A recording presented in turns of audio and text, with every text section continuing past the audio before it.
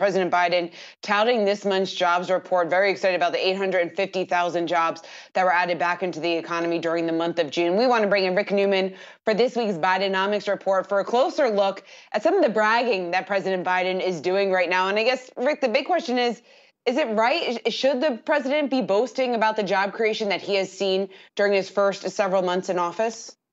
He's been very boasty lately. The White House sends out these regular emails, these fact sheets, what's going right about the Biden economy. And, we spent so much time deflating President Trump's claims, it only seems fair to apply the same scrutiny to Biden. So he definitely bragged today about the pretty good jobs report. He said, in the first 5 months of my presidency, we're averaging 600,000 new jobs per month. He said that's a record for any presidency in the modern economy, one of those superlatives we're used to hearing Trump say. So I went back and looked at the numbers. So Biden was right. That is the best performance in the first 5 months of any president. But during the last 9 months of the Trump presidency, the economy added 1.4 million new jobs per month. So more than double the 600,000 so far in Biden's presidency. And I don't want to split hairs about which president deserves more credit. That's just a bit of a silly argument. But what we're seeing with Biden is what we saw with Trump, is he's trying to take credit for everything under the sun. And a lot of this predates him. I mean, the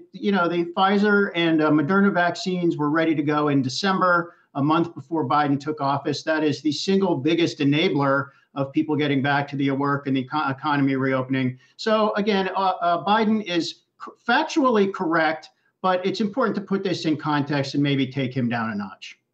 It's okay to split hairs for those of us who are losing our hair as we get older. I got to ask you, though, what does it really matter? Every president boasts. Every president takes credit for things that maybe they have nothing to take credit for. Who out there really cares other than the pundits and the base? Voters care. And you have to be kind of careful about this.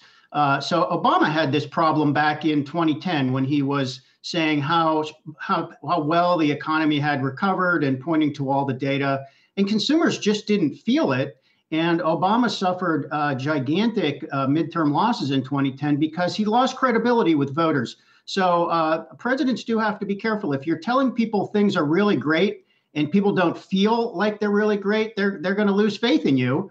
And Biden so far has pretty good polling numbers on the economy, but they're not terrific. They're not 80%. They're in the 55% range. So he doesn't have a lot of margin for error. And by the way, one of the reasons Biden is he's bragging so much about what he thinks he has accomplished is there's a lot more he wants to do. So he wants to convince voters, look what a great job I've done so far. Isn't that a good reason to pass this other $4 trillion worth of spending that I want to do? So there's actually a lot at stake here.